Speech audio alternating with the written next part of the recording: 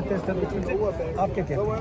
نہیں وہ تو آئی تھنک پرسوں جو لا اینڈ آرڈر کی KPK کے بارے میں ایک میٹنگ ہوئی تھی، وہ تو فوٹیج آپ کے سامنے آفیشیل ہر جگہ موجود ہے،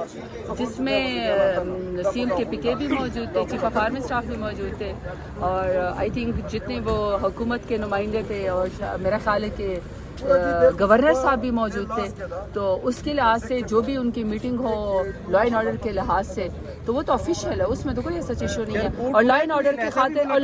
کی خاطر تو ہم سب کو اکٹھے ہونا چاہیے۔ جی 8 فروری کو آپ لوگ یوم سیاہ منانے جا رہے ہیں، تو احتجاج کس نوعیت کا ہوگا؟ جو وزیر اعظم نے بتایا وہ احتجاج ہوگا یا آپ لوگ کفن پہن کے آئیں گے؟ نہیں، جو نہ ہی کفن پہن کے آئیں گے، نہ ہی وزیر اعظم کی طرح گدڑ کی طرح کا احتجاج کریں گے، وہ ان کو ہی مبارک ہو۔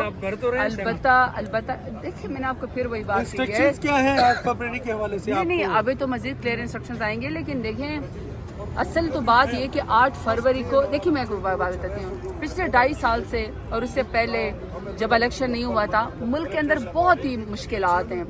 پولیٹیکل ورکرز کے لیے بھی، عام عوام کے لیے بھی، لوگوں کے لیے۔ ایسے میں جب 8 فروری کو الیکشن ہوا نا، تو اگر 8 فروری کے نتائج ایکسیپٹ کر لیے جاتے، یعنی جو ہم جیتے تھے، اگر ہمیں ہمارے رزلٹ دے دیے جاتے، تو میرا خیال ہے کہ یہ جتنے ملک میں مشکل حالات ہیں نا، یہ مشکل حالات گزر جاتے۔ اس کا ایک یہ ہو جاتا نا کہ رزلٹ یہ آتا کہ چلو آپ نے عوام کی طاقت کو، عوام کے ووٹ کو ایکسیپٹ کر لیا، لیکن انفارچونیٹلی ایسا نہیں ہوا۔ 8 فروری کو ہمارے مینڈیٹ کے اوپر ڈاکہ ڈالا گیا، اور اس ڈاکے کے بعد بھی ہم سب سے بڑی پولیٹیکل جماعت پارلیمنٹ کے اندر اور 17 سیٹوں والی جماعت کو ہمارے سروں کے اوپر بٹھایا گیا۔ تو 8 فروری کو ہم اپنے الیکشن کے مینڈیٹ کی چوری کے لیے اگر پیسفل احتجاج کریں گے تو میرے خیال میں اس میں تو کوئی مذائقہ نہیں ہے، کیونکہ وہ صرف پاکستان تحریک انصاف کا نہیں، عوام کے مینڈیٹ کے اوپر ڈاکہ ڈالا۔ کوئی ایسی بات ہوئی ہے کہ خان صاحب برہمی کا اظہار کیا ہے بانی PTI نے علی میر گنڈا پور کے اور شیخ وقاص اکرم کے حوالے سے؟ Seriously I have no idea. آپ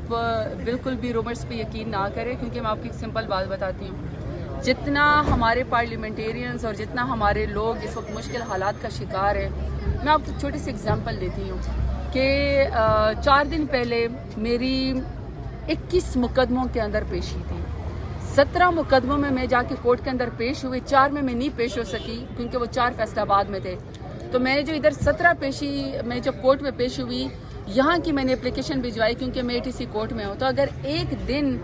21 مقدمے ایک خاتون کے اوپر ہو، اور میرے تو کوئی ذاتی جھگڑا نہیں ہے نا، میرا بھی تو پاکستان تحریک انصاف کا ہی ایشو ہے کہ میرا یہی کہ میں عمران خان کے ساتھ کھڑی، تو اس کی سزا میں اگر میں 21 ضمانتیں ایک دن میں کروا تو مقدموں کو فیس کر رہی تھی، تو حوصلہ توڑنے کے لیے تو یہ بھی کافی ہے، لیکن ہماری ہمت ہے، اس لیے رومرز پہ آپ لوگ یقین نہ کریں، سب اکٹھے ہیں، سب اپنی کوشش کریں، اور فرض کریں اگر خان صاحب کسی کے اوپر،